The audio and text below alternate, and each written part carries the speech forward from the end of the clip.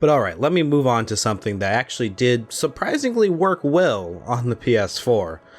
Spider-Man Miles Morales.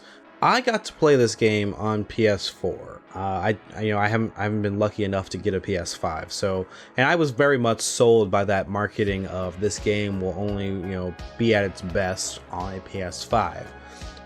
But my co-host David here, told me, fuck it, just go play it, and so I did. And I was actually stunned by how well it was working on my base PS4. Like, I'm not talking PS4 Pro, I'm talking fucking original, same year it came out, PS4. And it worked great. I didn't run into a lot of the problems that a lot of people, like other people, have had with the game. That's something I, brought up in my first impressions as well.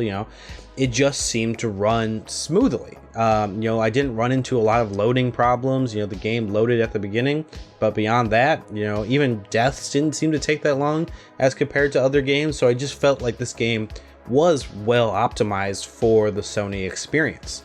And I'm happy to say, that stayed true throughout the entire game. The only thing that really, took me back was just how short it was in general. I understand, they're in between games now. They're going to be making a second one that features more Peter and stuff like that.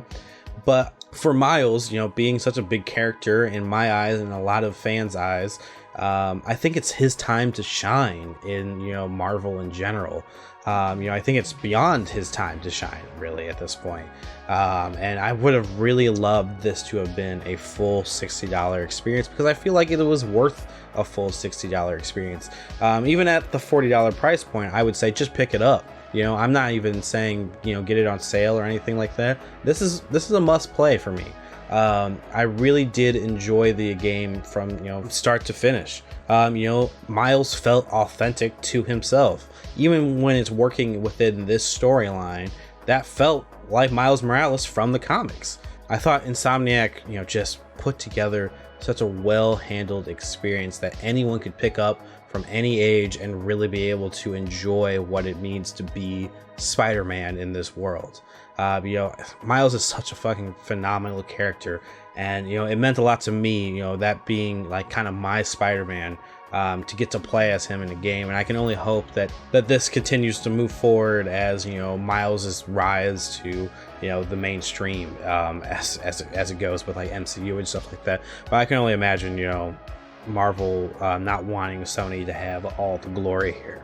But at the same time, I just gotta say, if you want to play a Spider-Man experience, pick this game up. I think it works. If you love the first one, you're gonna absolutely love this one. It's the same experience. It's just got the electricity of Miles Morales, and I think that was definitely worth the $40.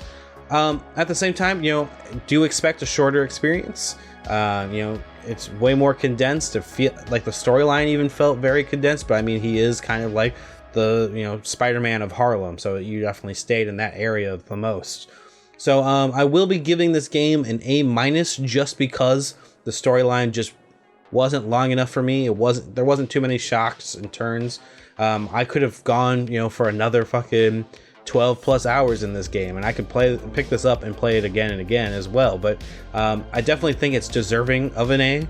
I just think the story wasn't there 100% for me to make it an A or an A+. So I will say, this is definitely worth picking up. Any A in our book is definitely something worth picking up. So definitely check out this game when you get a chance.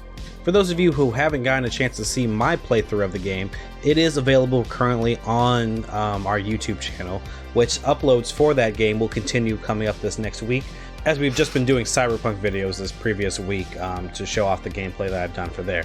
But starting next week, I will be adding more games back to our YouTube channel, like The Witcher and Spider-Man and stuff like that, going forward to continue to show off all the other experiences like that.